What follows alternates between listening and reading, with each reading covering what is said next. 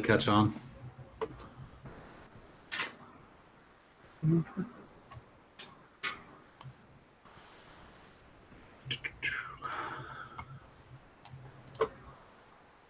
Sweet. It's already up.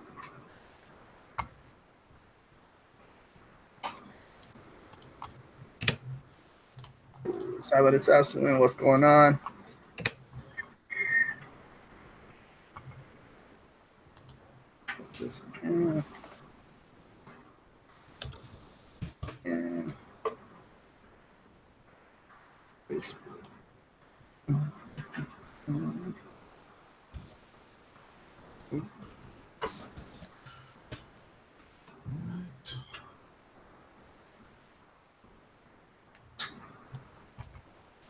Gotta shut it in the group so fast to get people on, or so they know it's live.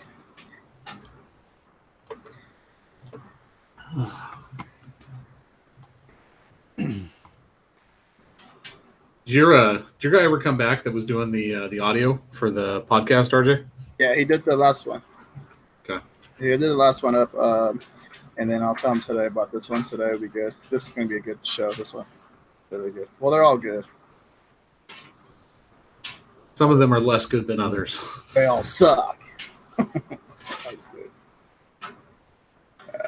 Okay. Share this in the Inside Edition.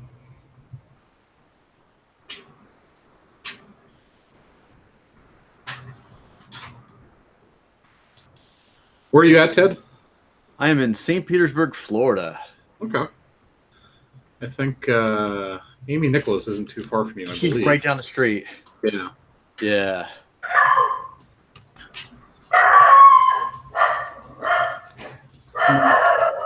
Someone's knocking on the door. It sounds like. Where did that one place go?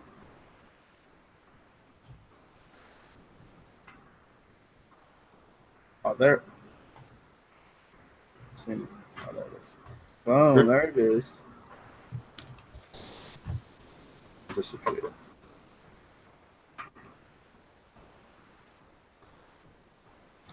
Search bar sucks sometimes on that in the Facebook group, so Yeah, kind of always sucks. yeah. Eric, nobody wants your niches. I know it. Nobody wants your niches. Good. What's up, Joseph? What's going on? Philippe, what's up, man? Eric, what's up, dog? Josh, what's up, man? You guys do me a favor, everybody that's coming in. Instead of Eric coming in here talking smack right away, make sure you hit that thumbs up, dog. And yeah, go ahead and share the video too. Appreciate it. Apparently Eric's drunk already. It's a good way to start the show. Oh, yeah.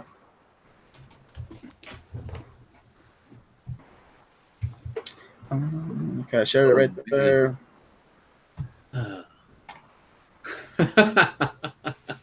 So are you from Florida originally, or are you a transplant? I am from down the street, so I moved away for a couple of years when I was in the service, and then I basically decided I didn't like the cold at all. I am not a cold guy. Good call. Yeah, according to John Balcazar, it doesn't matter as long as you got the right gear, but I disagree completely. Having grown up in Southern California my entire life, like, cold is fucking cold. It doesn't matter what you do. Yeah, I mean, I kind of get what John's saying, but yeah, no, it's just more about I just like to be able to, like, default state is alive, not default state of dead, right? Like, right, you know exactly. what I mean? Exactly. Yeah, walking out your door doesn't mean that you're in imminent danger. Exactly. Cool. All right. Let's get the show going. What's up, Tim? What's going on? What's up, John? Tim, your opinion is also void. You live up in the Great White North. I just feel like you guys are trying to trick us all into moving up there just to punish us, because that's what you guys live with every single year. It's a trap. Right? Don't make that into a t-shirt, by the way.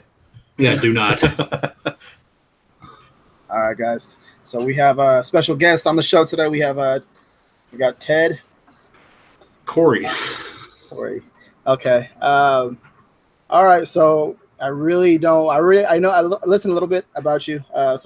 About the Amazon, how you started off on Amazon and then you kind of just transitioned over to Shopify.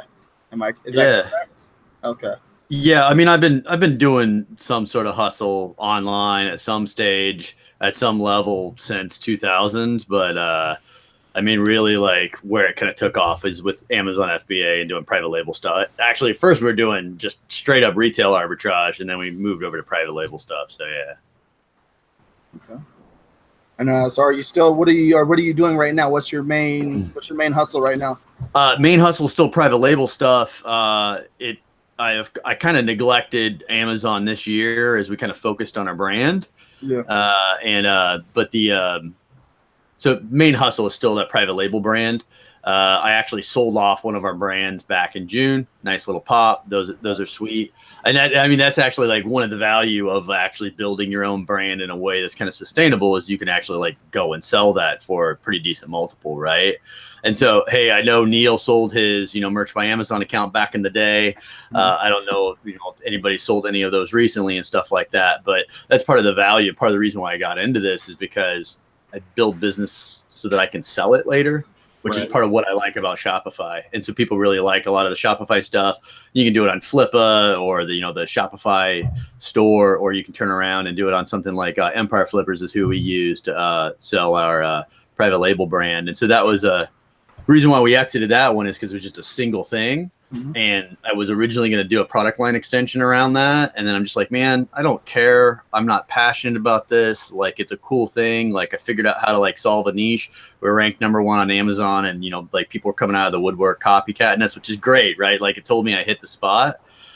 And it was just like, you know what? Now's the time, right? Like, now's the time to leave. So, yeah. So, I mean, that's primarily what I've been focused on. I've been spending a little bit more time on Amazon. I've been kind of grinding a little bit on the merch stuff. I know you're going to ask me about, like, hey, where you at in your merch journey and stuff like that. So I literally just looked up and I think I had a sale before this, but I have my oldest Cafe Press sale, and it was a Valentine's Day sucks thing. The product's not live anymore from August 27th, 2008.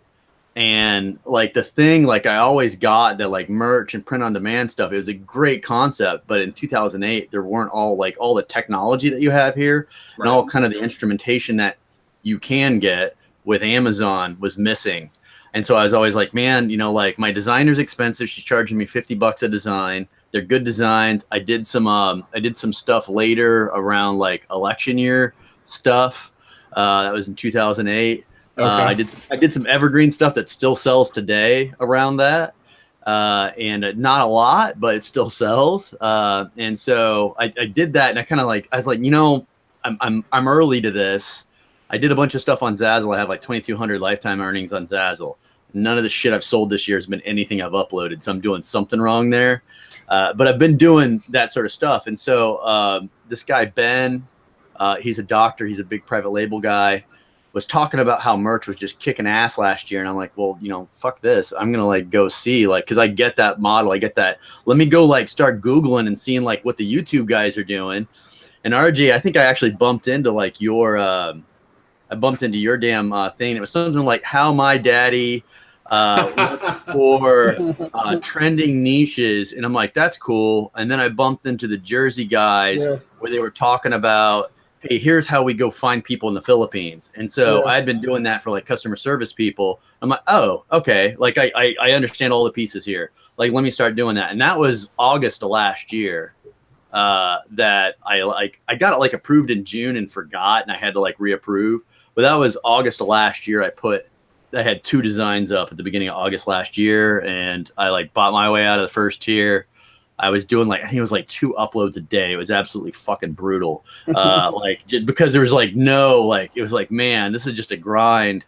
And so, that's basically where I'm at now, man. Cool. Okay, cool. What, you said you've been doing this for a while. Obviously you have. You've been back on 2008 on Cafe Press. Like, where'd you get your initial start when it came to like internet e-commerce? So I was selling, I used to do a bunch of networking stuff and a bunch of computer stuff. Mm-hmm. And so I bought like a bunch of super expensive like certification books back in the early aughts. And I think I opened my eBay account in like August of like 2000. And I just started flipping a bunch of books that way because it was like $100 book, $200 book. And I was just selling them back. And then I started flipping networking gear a little bit. And I kind of like wandered away from it for a while. I think Amazon had like Z stores for a while, which was like basically like pre-FBM model. I did that a little bit, but it was one of those things where basically like every time I kind of tried to push, I'm like, I don't have the instrumentation to let me grow, right? Like I don't have a way to see like I'm wrong or I'm right. And that's like a crucial thing. Like I like to be able to kind of tweak and tune and get into where I'm like, I can tell I'm doing the right thing. Right. One of the things that stood out to me, and we'll link that interview that you did with Danny on Seller Sessions. But one of the things that stood out to me is like you have a ton of shit going on, right? Like you're doing your Amazon stuff, you're doing your Shopify stuff, and then like it seems to me, and this is something that I've like really been thinking about a lot over the last like 6 months, is like how do I find a way to make everything that I'm doing kind of work together? Which seems like really what you're doing. You kind of live by that 80-20 rule. Like, how did you come across that? It was just a lot of experimentation. Like, was it by design? How did I come across what, FBA or just like how you're making all of your businesses work together, right? Like your FBA business, your Shopify business, like you're doing Facebook marketing, Google AdWords, all that stuff, and it's all kind of working together in a sense. Ideally, people process technology, right? Typical, the IT guy, business process consultants guy stuff, right? So people process technology, figure out how you solve it, that sort of thing. My MBA specializations were supply chain management, entrepreneurship, more for like high-tech startups, and marketing, mostly marketing, a little bit of international business with Asia, big surprise since I'm importing stuff from China, right? Right. So kind of like being able to kind of go in and assess that sort of stuff. Frankly, one of the things as we kind of talked this summer, I talked with my team and, basically I've decided I'm shooting something in the head because the worst business to have is a zombie business. So either I'm going to walk away and stop investing in one of the kind of 3 things that I have at the end of the year. And it might actually be to sell my private label brand. And that'd be a horrible thing for me to do, like, cause I'm emotionally invested in it. But I get to like, one of the things like, I think, is super important for people to think about is like, okay, you went out and you learned a set of skills, right? Like you're Liam Neeson and you've got to kind of move on sometimes. And you might have reached kind of that local optimization peak where like you're at the top of the fucking mountain, but you're on the wrong fucking mountain, man. Like you learned all the skills to go climb another mountain. So that's one of the things is like, I kind of get to this stage, most of the stuff's in the shoot for, Q4 and we're going to move on. So yeah, I don't sleep a lot. I have to get comfortable with being uncomfortable and shit's not getting done all the time, right? And that's what I love about merch. Like you cannot do something on merch every day, right? Like I heard who was it? Ken was talking about, man, I haven't uploaded in like 4 or 5 weeks or something like that. And I'm like, yeah, bro, I get it. Like if you're busy with something else, that makes sense, right? Yeah, I mean, that's essentially the life I've been leading for like the last 3 weeks. Like, we really haven't had a whole lot to be able to do on my business just because we have other things going on. Just makes sales every single day. Like, it just brings it up. Exactly. It is definitely one of the advantages to merch, whereas like any other traditional business, you walk away for 3 weeks, there's probably shit going wrong left and right. Yeah. And I mean, like, I guess kind of the other part is so a book, and I think I talked about it in the other interview, like there's 2 books that are like, if you want to define like how I look at business, there's a book called The Checklist Manifesto.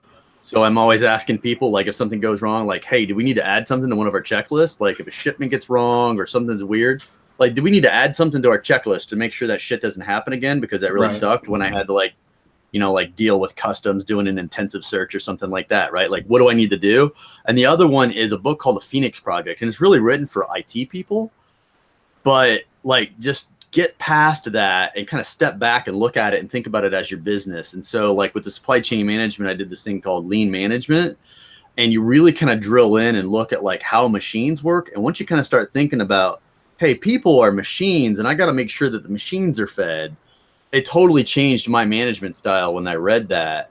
And I always make sure that my machines are fed, and then I go take care of me and do my stuff. Like if someone's waiting for me on something, I go take care of them. That really helps make sure like people are getting shit done and getting things like moving along. So.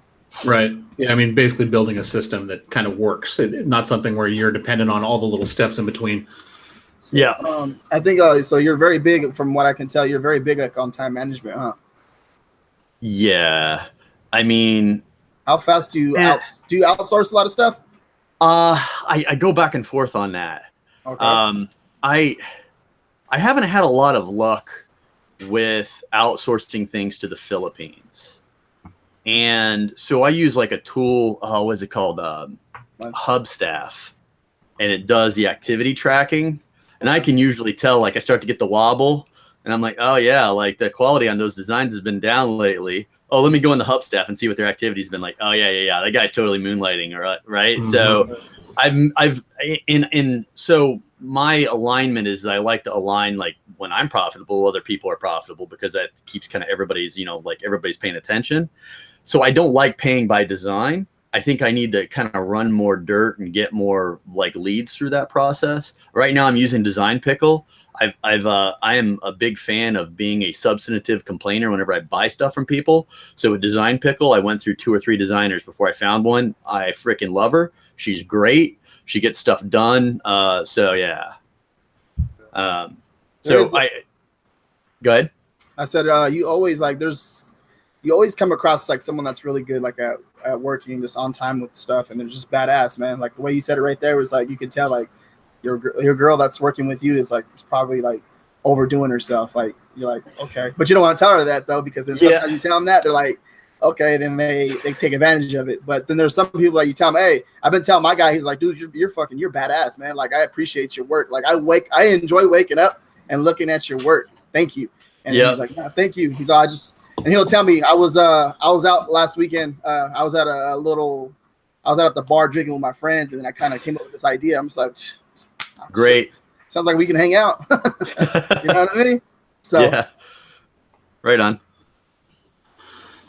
So where do you see, it sounds like you are kind of in a transition period, like you're basically at the top of the game in terms of where you are with like your Amazon FBA label or whatever. Do you see yourself continuing to stay within Amazon, or you see yourself moving out of that space? So we didn't launch. So I cut so every year I cut C products, and, that's kind of like the weakest of the herd, so I did that at the beginning of the year. I cut a product line. We tried to do like a made in America sort of thing. Because trying to kind of dodge any sort of potential tariffs and stuff like that coming in. So I'm kind of trying to normalize my revenue sources that way. So I don't know. I don't know if I'm going to try to grow it, or I'm just going to kind of keep it in stasis. If I exit, I have to exit everything, including the Shopify brand. So it's kind of my baby. I feel like I'm going to kind of make that decision come January 1, and kind of see where, like, what makes the most sense for that. Right. Merch as it is today consumes a lot of my time, but it's almost like dead time. Like, man, if I'm up watching Twitch late at night or something like that, like I can go upload merch stuff. Right. I figured out a way, like the way I'm kind of de-risking, like me being a dumbass and doing something like, I hate how risky merch is, because every single listing is like a chance at bat. I hate that. Like that makes me so nervous, because I'm like, man, I could like honestly miss something. I missed a couple things when I first did it on merch. So I know I have a couple dings on my account. I wasn't like super hooked into the group. So I'm like, man, I know those things are out there. So what I do now is I actually upload to the other places, because Zazzle will kick some stuff back. And since Cafe Press, because I make like $5 a month on Cafe Press, like go buy a fucking pumpkin spice latte, right? Like, so since they'll kick it back, I upload there first, and I kind of let it sit for like a week. Just to see if it gets kicked back, which is kind of like a lower risk way. I know Amazon's going to be more strict, but if I made a stupid mistake, it's usually like, oh shit, like I was being clever and changed like the layout of those words, and I ended up saying just do it in the middle of like something something stupid like that, right? So that's how I'm kind of de-risking stuff right now. I mean, that's kind of the thing, right? Like, do you want to make a lot of money doing something? Is it worth your time? Yeah, I mean, ROI is definitely part of the equation. The thing that really that sparked me, like John Balcazar is actually the one that turned me on to your interview. Like we met up and he was telling me about it or whatever, and I was like, because we were talking about a lot of similar things, and your philosophy in terms of like where you are with Amazon and where you are with Shopify, and how you feel like it's really essential to be able to be building both businesses concurrently, not to be depending on putting all of your eggs in one basket with Amazon.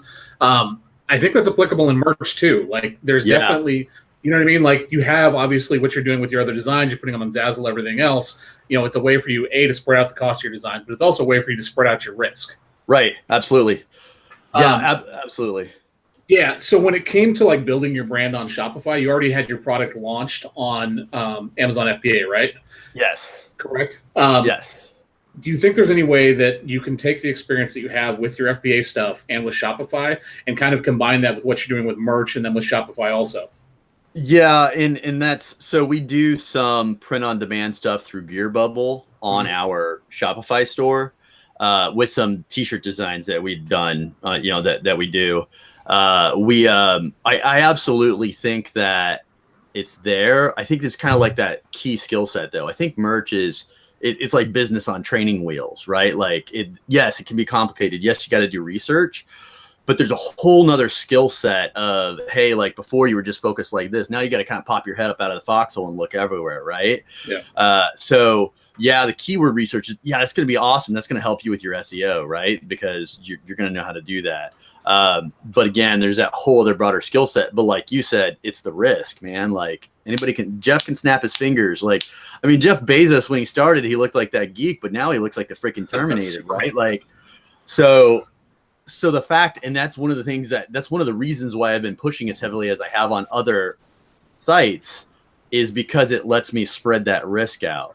Right. And so that was also why I kind of started thinking, well, shoot, I should actually just publish there first.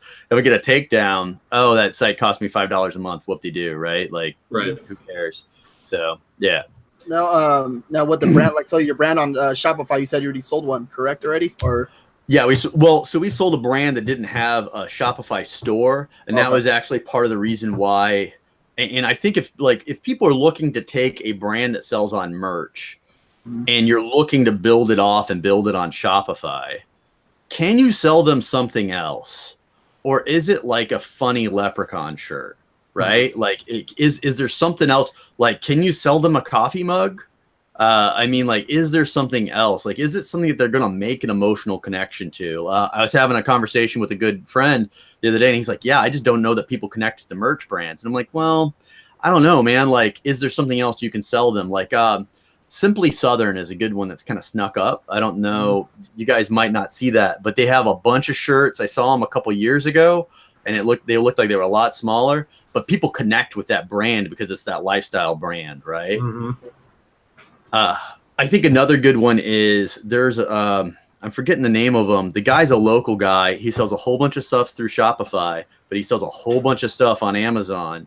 And all it is your state and a hunting jersey thing. I don't know what they're called, but basically it's like, hey, are you a deer hunter in Oklahoma? Are you a this and there? Yeah. And he sells, like, apparently he does like $1 million a year through that Shopify store that he also sells as FBM for Amazon. Interesting. Good. No, because that's what I've been trying to focus on too as well. I see a lot of people like leveraging different platforms and then they're building out their brand on Shopify because Shopify, it's so easy to sell your brand on Shopify. Like literally you just you send them the email, and then send them the password, or just send them an email and I can switch those over to their name or whatever, correct? Or something like that. And they sign in and then they're a brand now or something like that. Yeah. There's a way. We didn't actually have a Shopify store for that single product, which is the other reason. Like, it doesn't make sense. Like, it wasn't something that somebody would go like looking for. By the way, the other reason why I push really heavily on the other pod sites is because I want to fill that whole first page, and I also want to be the first asshole on that page, on that print on demand site. I want to be the first guy on that print on demand site with that pixel for pixel copy, so I don't come in after somebody else too.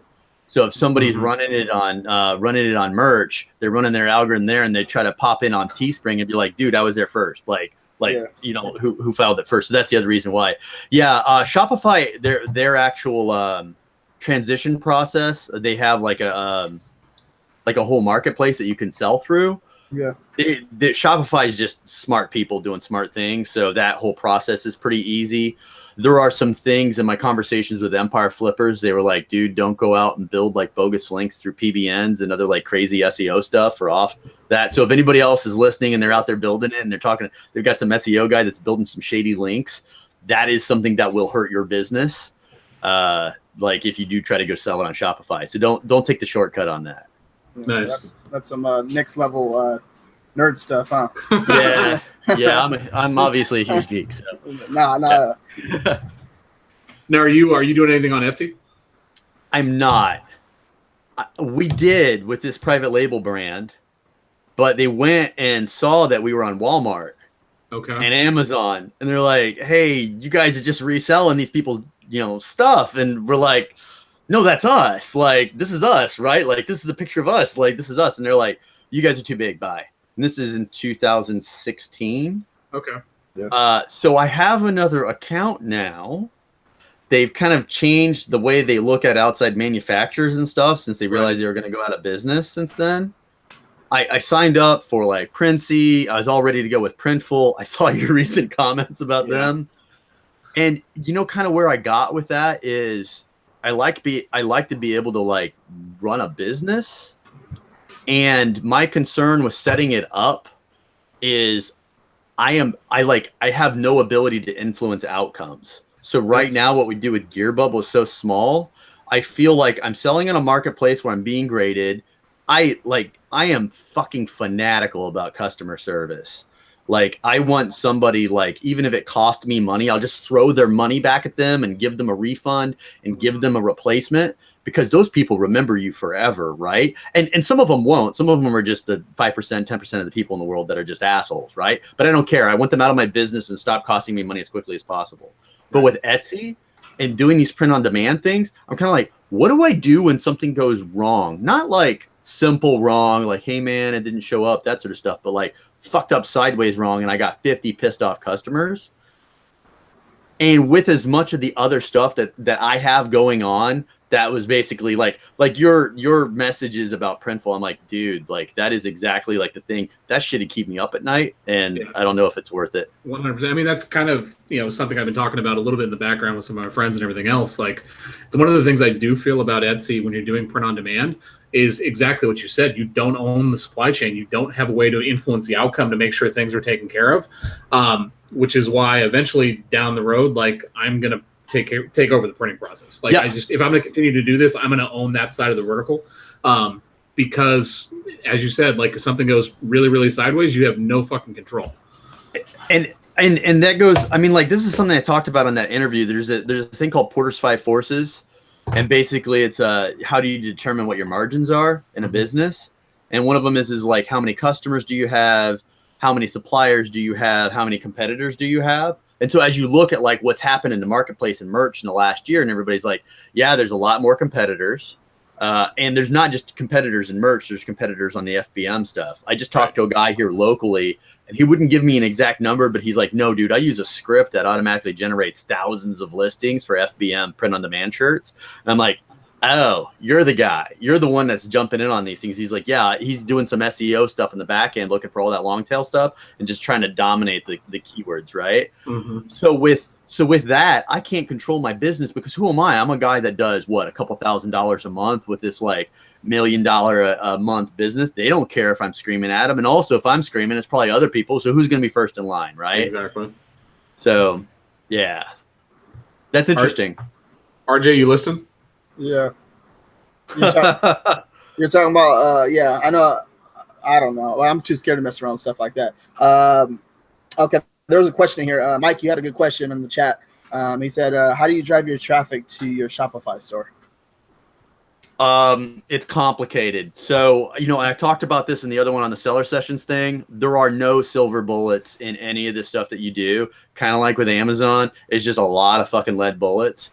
And so it's kind of a flywheel. Like once you start to kind of get stuff going, like we just hit like 63,000 likes on our Facebook page. We've got like 3,700 YouTube followers. We do a lot of that with contests, and we have a lot of good luck doing contests, giving away a bunch of stuff. There's a formula that we follow. We're not like doing the people that are like, oh, hey, every 90 days we give away $5 worth of stuff. We give them things specific to our niche. So if you're trying to grow your t-shirt business, fucking give away t-shirts and give them away like 10 or 20 or something like that. Like make it so you have one for the whole family. That way it's just a ridiculous value and they're just going to throw their email at you. Like we get, I forget what we got. We just ended one because we do 2 or 3 a month now. We kind of target and segment them a little bit. But we do a lot of contests. We drive that with Facebook ads. We are using Google ads.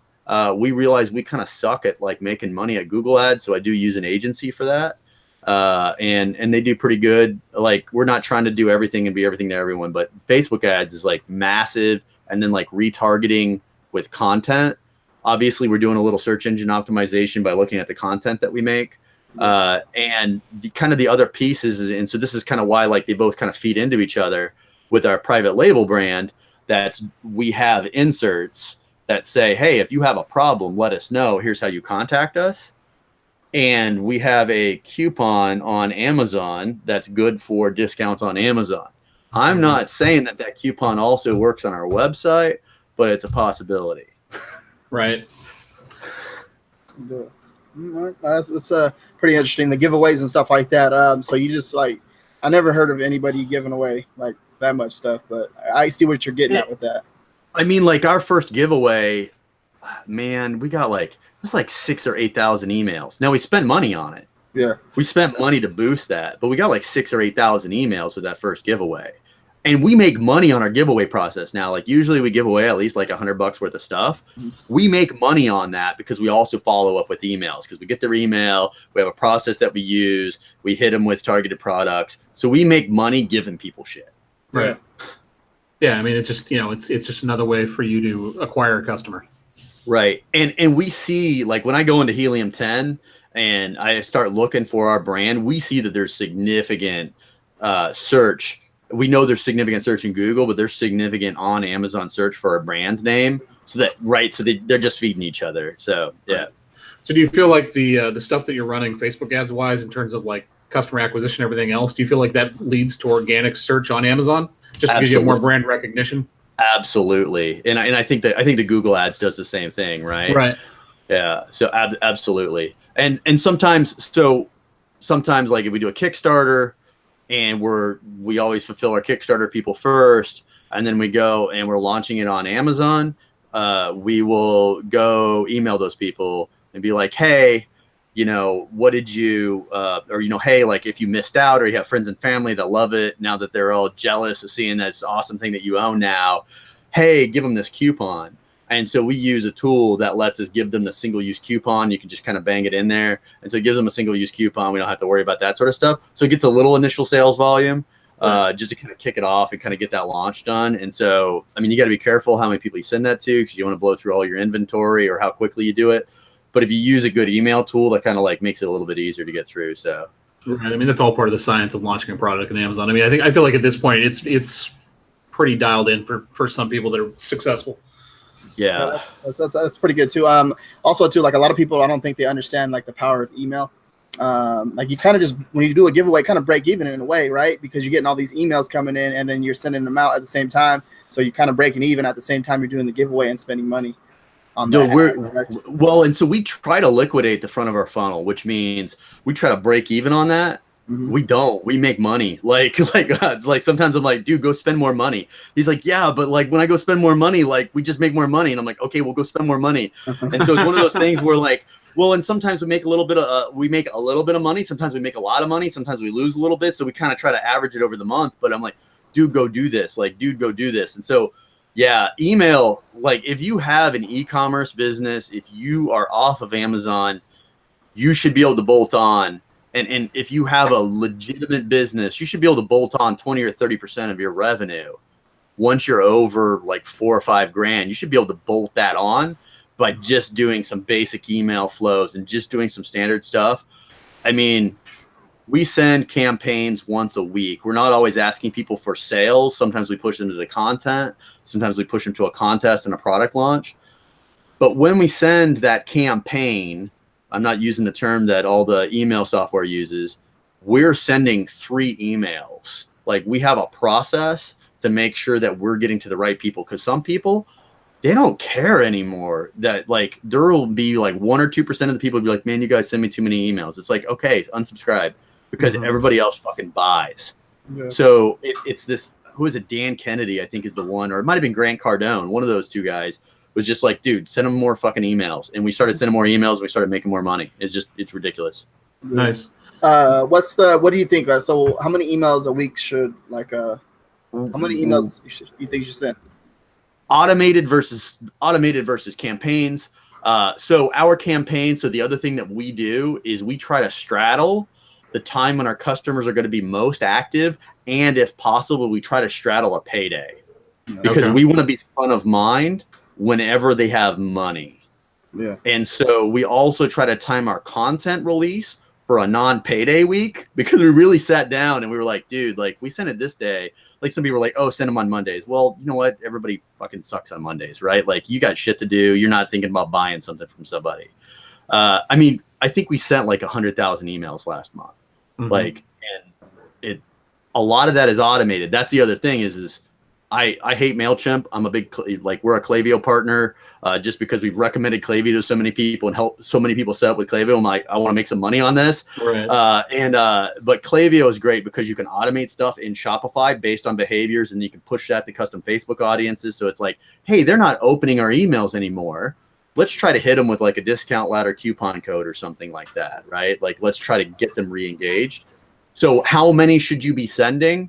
I would say warm your audience up first, but then like they'll get kind of habituated to expecting to see something and don't always ask for a sale, right? Like you should be segmenting people and being like, hey, here's some content that you care about, right? Like if you're that guy who has the hunter stuff by the state, send them like, hey man, deer season's coming up. Don't forget to go try to get your ticket, right? Like send them shit they care about. Like if you really are tuned into your audience, you're going to know what they care about. Or like if a new product is coming out in the niche, like, I don't know, if you're doing hockey stuff or something like that, I'd be like, hey, did you see so-and-so got traded? Or I don't know, like something that's specific to it. Right. I mean, and the thing that I'm hearing in the background right there, more important than anything else, is knowing your audience, which is all involved in part of having a brand, right? Like make sure that you're speaking to a specific core audience. Like you're not sending a shotgun blast out. It's very targeted in terms of what you're sending these people. Absolutely. Absolutely. And like some people, Nike now appeals to males, females, young, old, right? Like they appeal to a wider variety. You don't have to do that when you start. Like, so as a former product manager, one of the things we used to do is that how can we go in and just kind of pick a niche and pick a little niche and just kind of haul that out and absolutely dominate that. And then maybe we pick another niche or maybe we pick another niche. And then what happens is you Swiss cheesed it and then you can change. Like that's the other thing is I talk to people and they're like, well, we want to be like, I'm trying not to name like a specific thing. We want to be like the boot people for everybody. And I'm like, man, don't be a boot people for everybody. Be like the boot people for like people that are like hunting in Alaska or the boot people that are, like people that are hunting up north, right? Like go be those people. And then you can go be somebody else, right? Like get that 1,000 true fans, right? Like go get those people that are absolutely passionate. Right. Okay. Yeah. Okay. Now, as far as like product, is your product like very like unique? Like you're allowed to say anything like that? Yeah. So we do make unique stuff in what is otherwise a commoditized business. So like T-shirts are a commoditized business, right? So we make unique things that allow customers to connect with those products in new ways. That's what I'm going to say. Yeah. Now, how did we kind of get there? We got there through, so like when I got started in all this, we were going to have a baby. Wife's like, hey, I want to, like stay with the baby for like 6 months. And I'm like, how are you going to pay for that? Here's some money from like some of my print on demand stuff and some of my websites and stuff like that I'd run. Like, here's some seed capital, right? And this is almost 4 years ago to the day almost. And she went out and did some, like, she watched the passive money thing and bumped into Jessica LaRue and stuff and started doing liquidation stuff. And when she was doing the Jessica LaRue stuff, they taught us about bundling. And so we are what I would consider to be experts at bundling stuff because it fucks with people's perceived value. So here in St. Pete, there's a Grand Prix, and my boss was the guy who brought it here. One of my former bosses was the guy who brought it here. And he had this list of like all the benefits of like advertising in order to get advertisers to come, which is how they're going to pay for it. And he listed like 70 fucking things, and half of them were bullshit. But he's like, Ted, it doesn't matter. That's how the bundle works. He's like, their brain can't compute after you get past 5 or 6. So we bundle stuff. And that's how we otherwise differentiate ourselves in a otherwise saturated niche. Right. I mean, it's how you're creating basically an irresistible offer, right? Like by Absolutely. having that bundled together, like you're not competing against price, you're not competing against something that else is, commoditized. Absolutely. Yeah, you don't want them to come to your site and leave and they go, on Amazon, it's all $12.99, $12.99, $12.99, right? Like they're like looking at it's apples to apples, baby. And the only other thing that's different is maybe your design, maybe the keywords that got them there. But otherwise, like you're fighting in that. And so by bundling, that's how you get out of it. So yeah. All right, now we're gonna take that and we're gonna use it towards like merch. Okay, so overcrowded niche. Okay, you guys want to be different. You guys want to be unique, and that's what we say too. We're not talking about bundling or nothing like that. We're talking about the design being different. So if you guys, everyone that's listening right now or watching, there you go, right there. Like your design has to be unique. Like when you want to talk about bundling, I mean, here's a way you can incorporate it right now if you're on Etsy. Like this is how you can create like an irresistible offer, right? Mommy and me stuff. Create a little bundle where like they can get that gift taken care of right away on Christmas. Brother sister stuff, first day of school, all of that stuff, right? Like you create something where it's a package where it stands out from the competition because they're selling individual shirts. It makes it a lot easier for that person to click through the button and hit buy. Mm-hmm. And when you look at the economics too, you're potentially and so if you're doing print on demand for somebody else, this may not necessarily apply, but does Printful give you a discount if they slip 2 t-shirts into a single one? So when you start to look at the economics of, hey, you were offering free shipping, that starts to it actually starts to make sense that way, right? Yep. The other thing, and this sucks about like Printful and some of those other ones is, and I mean, like, look, using Printful makes sense until you start to scale to a certain level, right? So if you go through and do an analysis of your SKUs, like, do you have like this one that you sell like all day long, like this design? Maybe, maybe not. But the actual insert, like what you put in there, yeah, the t-shirt's an advertisement, but we are huge fans of stickers. Like people are stupid over stickers. I mean, that's most of what I sell on Redbubble. Yeah. And so if you can get a sticker in front of somebody, they're going to put that shit on their laptop. They're going to put it on the back of their car. And then people are going to see it and wonder what it is. Right. Mm-hmm. I think it's very popular. Like I don't know, I see like a lot of college students, they have like 30 stickers on their laptop. I'm like, what kind of laptop do you have? Can't even see it. Yeah. Yeah. So see if you guys got any questions in the chat, go ahead and ask him if you guys want to ask any questions to Ted. And also, go ahead and give the video a thumbs up and share it if you guys got any value from this so far. So what are kind of your plans coming into fourth quarter with merch? Is it just kind of just fill up the dead time like you said? That's basically what you're doing? I am tier 3,000 with about 2,000 open slots. I haven't done a pop socket. I have a whole stack of designs I need to get on there. So I just want to blow that up because even kind of getting ready for this call, I looked at it and I'm like, man, I need to get more designs up, get hunting, even if it is more competitive, like it is a numbers game somewhat. I've got quality designs. I know what they look like now, I think. I know how to keyword them. So my plan with merch is once I kind of get to like November 1st, it's going to be kind of dead space on the private label side because I've got like people that ship and stuff. So that's too late though for merch. So I'm probably just going to be drinking a lot of freaking coffee between now and then and getting all the designs up I can. I will say this. So this is what happened last year. As they started throttling things because the demand was so high and they couldn't keep up with it, stuff started selling that like had never fucking sold before because all the other stuff was gone, right? So like the more stuff you have up, the better chance you have that it's actually going to sell. Because I saw like we had some really crappy shirts that sold, stuff that we like had thrown up right at the beginning and they were awful. Like I remember like this duck hunting shirt that we had that sold. I was like, how did anybody ever buy that? It's because there was nothing else there. I do say this, and I'm saying this in absolute jest. Michael Essany is like in my niches, like his newsletter. Like I will make a shirt and then he will come along 2 or 3 months later, and my niche just gets blown up. Like, he is in my niches, so I might have to send him like like a vacation to like Mexico or something like that, so that like he can go away and stop sending it just for Christmas, bro. Just for Christmas, Michael, if you're listening, like we can work something out, dude. But the other thing I'm doing is I'm going through all the designs that sold that suck, because I feel like in the last year I've learned a lot by watching everybody's content. Right. And I have some shirts that still sell that suck. Like, I think I can go and like expand and make improvements. If nothing else, I just want to flood them. Like, I just want to go get more places in. So that's kind of like my plan for merch. Obviously, I'm trying to grow other places.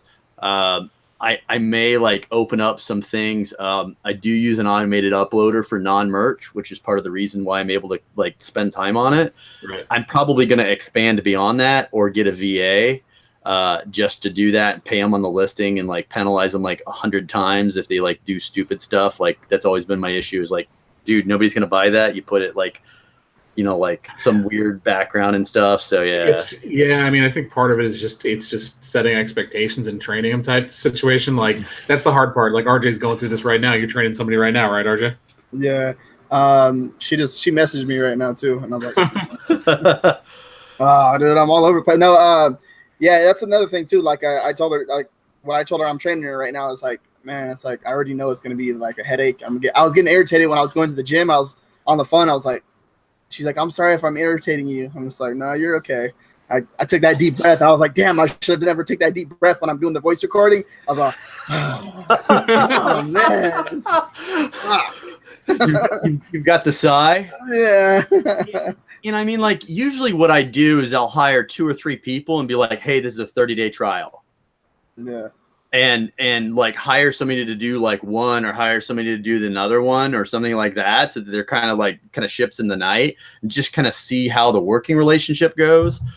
But that's a lot of overhead, and that's a lot of time, right? So like, RJ, like I was at the gym, like literally that's the time I'd be getting pinged, right? Yeah. So yeah, I'm thinking about interns, actually, is the next thing I'm thinking about, like American-based interns to teach how to do this stuff and give them stuff of value, but then just have them shovel designs like on the side or something. I don't know. Like, yeah. There was one question up here. Oh, and if you're like I'd say like the number one thing that we get responses to on the way that we do stuff on Shopify, again, we're largely talking about print on demand, but if you have the ability to do a handwritten note, like, that resonates with people, and give them something free. So if they spend over a certain amount with us in a private label thing, we give them something else free. Yeah, a sticker kind of goes with it, but we'll give them something that has a perceived value of $4 or $5. And we'll just be like, hey, like, you bought this and some of our other customers really like this thing, and throw it in. Yeah. I love that. Yeah, I love that. I mean, it's a great way to build brand equity. Like, it's the kind of thing that, surprise and delight. Exactly. Okay, there's a question. I'm not sure if you would be able to answer. No, Jay, they don't do that. Yeah, the government doesn't subsidize it, but there are some like there's some pretty big entrepreneurship programs here in Tampa and St. Pete. So like with University of Tampa and University of South Florida. Yeah, it is a massive microphone too. It's a Yeti. But there are some things where you can kind of you can't get free interns in the States because of some IP issues, but you can get them pretty cheap. So yeah. So Michael, would it be against Etsy's policy to send stickers to customers separately? Matt, anybody can answer that one. Ted, go for it. I don't know. Yeah. But I mean, dude or dudette, I don't know if it was a dude or dudette that said that. I mean, like make your customers happy. I know it's against terms of service with Amazon, which is one of the things I hate with Amazon. So we don't do it with Amazon, but yeah. Yeah, Jay says don't do it. He knows as much about Etsy as anybody I know. Okay. What you can do is Printful, and it's kind of expensive, which is why we didn't do it. But Printful will do inserts for you. You can send them inserts, send with your stuff, and then they'll put it in there. We just never explored it because we ended up moving off. Yeah, interesting. Yeah, it's all about that loyalty. That's actually one of the things too that, like, if we have time, unless you guys had like another topic, like on Amazon, it's not relationship based, right? So when you move over to Shopify, there are kind of like three key pieces. This is not something I came up with. I learned this from, I think it was Ezra Firestone. I learned this from. So you have like your acquisition and awareness, where you're running like campaigns and doing stuff to kind of get people to take notice. Yep. But they haven't necessarily like come over yet, and they come over as part of that, or they come over as part of the next column, which is retargeting. And retargeting is like absolutely like the most valuable. Like once you dial in your retargeting campaigns based on where they're at, which is why it's important to have a email system that's tied into your Facebook pixel and talking to and doing it in Shopify, which is why we love the Klaviyo, all that. Once you start to get that stuff together, that retargeting is where you're going to really be able to dial people in based on what they're doing on your site. And then finally, it's loyalty. I've got to close this window. I'm trying to watch the questions, but my hand's going back and forth and driving crazy. All good. So yeah, so once you do that, it's the loyalty piece is massive. And so we use loyalty, we use post-purchase stuff to make them part of our, like I like to call it like building a cult. Like we want to make them and pull them in and make them feel like they're part of the family, and like, hey, like let's do this, like you're a customer for life. And part of the way that we do that is not only do we do it with our own branded messaging, like we talk to them like humans, but we talk to them like humans in this niche, but we also ask them for things like, after we see that they've received it, we say, hey, did you like that? Do you want to leave us a review? If you like, some people like to get on camera. If you want to give us a video review, that's great. And then you take that video review and you push that back into your retargeting, and you have a customer just puking their guts out about how freaking awesome you are, how awesome your service is. You dump that to your YouTube channel, and it helps your SEO. It helps your view time on your YouTube channel. That sort of stuff is what sorts to start to build. We put them on our we put them on our actual product listings. It didn't help the conversion rate, but it helped the dwell time, which helps the Google ranking. So that sort of stuff is like the sort of stuff that you can't do on Etsy. Right. You can't do that on Amazon. That loyalty piece is the piece that I see like a lot of people forget. Like when we start talking to people, sometimes it's like, yeah, we're doing all this. And I'm like, all right, let's talk about like what your average return rate is for customers. We don't know. Yeah. Shit, man, stop running an Amazon business. Like, get them back. Yeah. Yeah, that average lifetime value of the customer, like that's so important, and people don't think about it. Like now, do you have automation set up in your email sequence to like warm customers back up as they're starting to fall off? Yeah. So we have win back campaigns, and like literally like our last email is like, is it us? Like, did we piss you off? Right. Like, and it's literally like, hey, like I will absolutely like, gut myself to make you happy.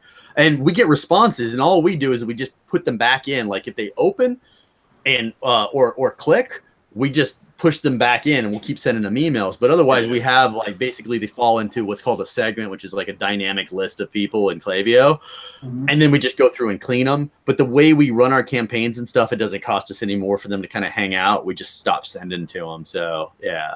So, our automations drive like 10 or 15%. It obviously it varies based on the campaigns, like 10 or 15% of our monthly revenue, just our automated emails, right? So, I mean, like that's kind of a mind exploding things to some people. They're like, shit, I'm not doing emails. And it's like, the other thing too, is like, we've been tuning this stuff in over like 2.5 years. Right. So shit's not going to work right at the beginning. Split test. Like we're always testing stuff. People be like, hey, you guys are doing this on your site. Yeah. Like I forget where we're at on that sprint for that. Like I remember talking about it, but I don't know if it's still live or if you saw it or so. Right. Okay. So with the retargeting, how important is that to your business? Oh, that's going to be, so with advertising off of, you're looking at ROAS, which is return on advertising spend, right? So some people are, happy with like, 200% ROAS. A healthy advertising campaign that allows you to grow your business is going to be 300 or 400% ROAS. And our advertising campaigns for retargeting can be like 800 or 900% return on advertising spend. Yeah. Now, we can't spend as much as we do on the acquisition campaigns, right? But if you're spending, $50 or $60 a day on retargeting, and getting like massive ROAS on that. Like, dude, like keep freaking doing that. Like that's the thing is the retargeting campaigns. No one like, I mean, it's like planting. I'm trying to think of a good analogy here. It's like trying to like, you know, grow a flower or something like that. You don't just go out and put the seed in and be like, where's my fucking flower? Like you got to go out and water it and tend it and nurture it and establish trust. Man, they might have been at the stoplight when they saw your ad and like click through and be like, oh, that was cool. And now you got to try to kind of keep hitting them and kind of keep touching them. Right. So that's how you kind of do that. And then also too with how about the lookalike audience on Facebook? Yeah. After you, a lot of people like they're new to this. Like everything you're saying right now, they're like, what's going on? Yeah. So lookalike audiences are huge. We're doing some testing with this right now because some of the Facebook groups we're in, like basically a lookalike audiences, and you can do this with something as simple as a phone number. Just so everyone who is an FBA seller is aware, is you're not allowed to use the phone number from any of your FBA sales in order to build a lookalike audience because that is against the terms of service. But you make something as simple as a phone number or a name and go build a lookalike audience. So what you do is you go through and build a lookalike audience for that. If you have like Facebook, really in deep into your Shopify account, which you should, you can do a value-based lookalike audience where you actually tell Facebook, this is the revenue that this customer spent with me. And then Facebook will go hunt for the best customers for you. Typically you need at least 100 valid ones. So usually it's about 125 before you really like get that lookalike audience tuned in. Yeah, I mean, definitely if you have previous customers from something like eBay, like we sell on eBay, like you get their PayPal email, right? Like that's a valid thing to do. So yeah. Nice. I mean, it's part of the reason I wanted to have you on, Ted, and this is something we talked about a lot, me and RJ, is like there's more to everything than merch, right? Like, so it's good to open people's eyes to the fact that like merch is kind of like baby steps when you first get into e-commerce, I think. Like at the end of the day, it's very simple once you kind of figure out the steps to do everything. Yep. There's so many other opportunities when you start to learn some other skill sets. I absolutely agree. And you have a valuable, tangible asset. What drew me to print on demand in 2008 was if you build evergreen assets, they are evergreen, right? Like I said, I still have stuff that sells from then. Right. And so you have valuable assets, and the way that you make the most out of those assets is amplify them as much as possible, right? And so there are people who will say, oh, you're on Shopify, they could fire you tomorrow. And they'd be like, yeah, but I have my customer list. I have my I can go grow. Like I've de-risked, I've made a mutual fund of risk, right? Yeah. And also I now have a direct conversation with customers.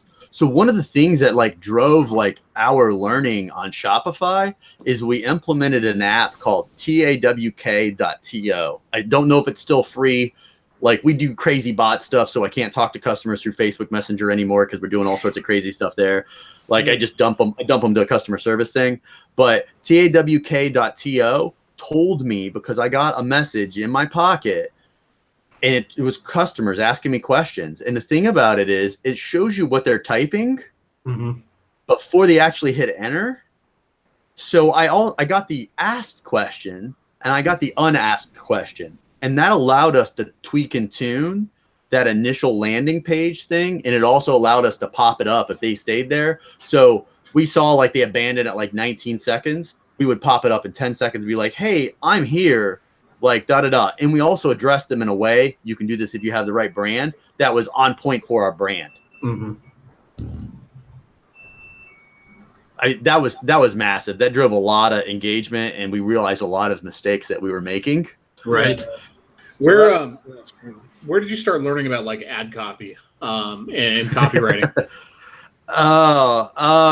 My dad ran a bakery in Palmetto, Florida, and he would advertise in the local newspaper. And I didn't know what he was doing at the time, but he was teaching me. He's like, this is a shit ad. This is a good ad. This is it. Because like bakers are like making like pennies, right? Like you sell a donut, it was like super thin margins.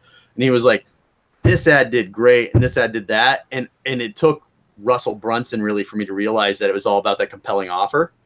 And this is like, if anybody takes anything from this one thing, is like, if you have a freaking crazy offer, people are going to be like, I want that thing. Where do I put the money in? Like everything else can be screwed up. Your funnel can be screwed up. Your click button. If you make a compelling offer, people will be like, where do I put the money? And they will like hunt you down to give you their money. And that's the compelling offer. So like, get a compelling offer. Our front funnel acquisition thing now, our average sale price on our site is around $35. Our front funnel thing is a $9 item, and we make money on the front of the funnel because it is a crazy value offer in the customer's eyes. Right. Got it. Who you gonna ask them? I got it. Okay. Yeah, that's pretty amazing. Like it just like all the information that you get, it's being thrown at you. And if you understand it, you can actually like flip it, like make that ad, like that funnel just like to a whole nother level and make it so easier for the customer to actually spend their money. Like, here you go, here's my money. You know what I mean? So yeah, it whole nother level, man. Like it's eye opening. Like a lot of people that are watching this, it's like there's so much opportunity out there. It's like it's crazy. And it's all given to you. Yeah, go ahead. It has never been harder to get a new customer. Somebody else said this, and it's never been harder to get a new customer off of Amazon, right? Like Amazon does bring you customers, but they're not really your customers. They're Jeff's customers, right? Yep. So it's never been harder to get a new customer, but it's never been easier to keep them because of all the automations that are in place and because of the way that you can go about acquiring them. Yeah, for sure. Now, if somebody wanted to start learning a little bit about funnels or anything else, do you have like any tips in terms of like where to start? Expertsecrets.com secrets. Like, who was it? I think it was the Balcazars that were like, oh, we're finally reading this. Like, hey guys, like just Expert Secrets is copy, but I think .com secrets is the place that like, if you're leaving Amazon, that's the book. Like, I don't read books twice. I'm constantly rereading those books because something new pops out where I'm like, shit, we talked about this and we didn't do that. So like, I'm wearing this hat on purpose. That's not accidental. And .com secrets talks about this. So I would say .com secrets, Expert Secrets. I mean, look, if you're trying to sell print on demand, something. Yeah, exactly. Well, I mean, like seriously, like RJ, like your initial videos, you were an interesting character to me, which is something they talk about in .com secrets. So I'm like, hey, like this guy isn't like all the other high end. You weren't doing like high end graphics and stuff like that at the time. It was like how my dad does this. I'm like, he's a fucking human. Like I can connect with him. Right. Yeah. That's for sure. That's one of my big things too, is about doing that. Like someone left a comment on my YouTube video about or you look like you live in your van or something like that. And I was like, fuck yeah. Yes. I appreciate that. I love that comment right there. I was like, you just actually gave me like 30 more followers because you just said that, or 30 more subscribers because you just said that. So like, what if I'm happy living in my van? Like a lot of people don't understand that. Like, what if I'm happy living in my van? Like, what is it to you? Like, you're nothing to me. Like, and a lot of people don't understand that. It's like, you're not like my mindset is on a whole different level. It's like, live out of your van. Like, yes. Yeah. I mean, I think part of the reason people connect with us is like, we just, there's a reason we call it Real Talk. It's exactly what, there's no filter. Like, it's pretty much exactly what we have on our mind. That's what people appreciate. I mean, like, look, like, I mean, there's like a meme, like, I just want to go do hood rat shit with my friends.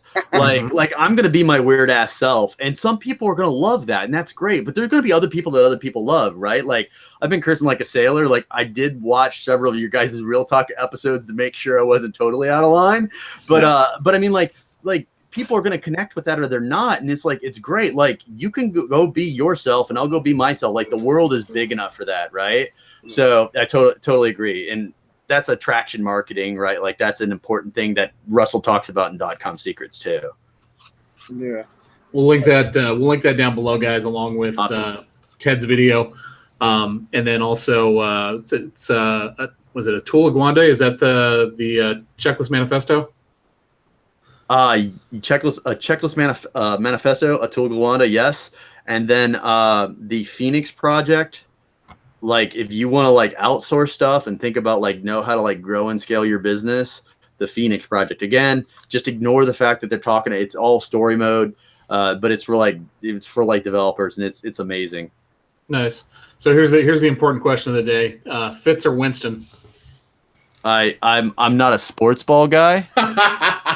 I like talk to me about like MMA stuff or like runners like breaking marathon records. Like I'm an all individual contributor, sort of like those are the sports that I tend to like, because it's like, hey, you got in there and you wrecked his face, or you got wrecked. Like he didn't pass me the ball or stuff like that. So right. Only thing I know about Fitz isn't that the guy that kind of looks like Conor McGregor? He did the other day, yeah. Okay. Yeah. Okay. Yeah. How about Tito Ortiz or Chuck Liddell? Oh, when? I think they're fighting again. I think Golden Boy shit, they are? Yeah, man. Golden Boy Productions putting this together. Man, I haven't seen Tito's last fight. So when did Tito fight last? I think he fought Chael Sonnen about 3 months ago, and he was talking smack. He was like, Chuck Liddell hasn't fought in like 8 years, so when he comes back, I'm gonna beat his old ass. Man, I don't know what's Chuck been doing since that time, right? Has he been over there like sharpening the axe in the corner like a crazy old guy, or like yeah? I've been seeing him do that tooth with his teeth, that little whitening teeth little thing. That's what he's been doing. I think Conor. I'm a big Conor fan. Like I know he's a sports. He's the he reminds me of Ali back in the day, right? Like he's gonna go talk. He's a showman, right? So like I don't know. Khabib hasn't been on my radar as long as that. So yeah. Yeah, I'm gonna go Conor too. I like Conor, man. A lot of people don't like him, but I like him. I like him talking smack to people. So that's what it's about. I don't know. I'm a super competitive guy. Like when I do my stuff, like if I see somebody be like, no, like the plan is I'm gonna do X, but I see somebody that's beat me and is like, oh fuck no, like no, I'm gonna kill myself to do this. Yeah. So yeah. I get what you're saying. That's why I started to stay out my niches or niches. You gotta stay out of my stuff, man. You can't be all up to my stuff. So yeah, Diaz all day for sure. All right, yeah. I think that's it right there, Matt, right? Yeah, I think it's good. Awesome, guys. Thank you, Ted. I appreciate it. Yeah, hey, no problem. Yeah, after the show, if you can message me the links. If you have a couple links that you want to message me, I'll put them down below in the description. Awesome, man. We'll do. All right, brother. Thank you. Thank you. Thanks, guys.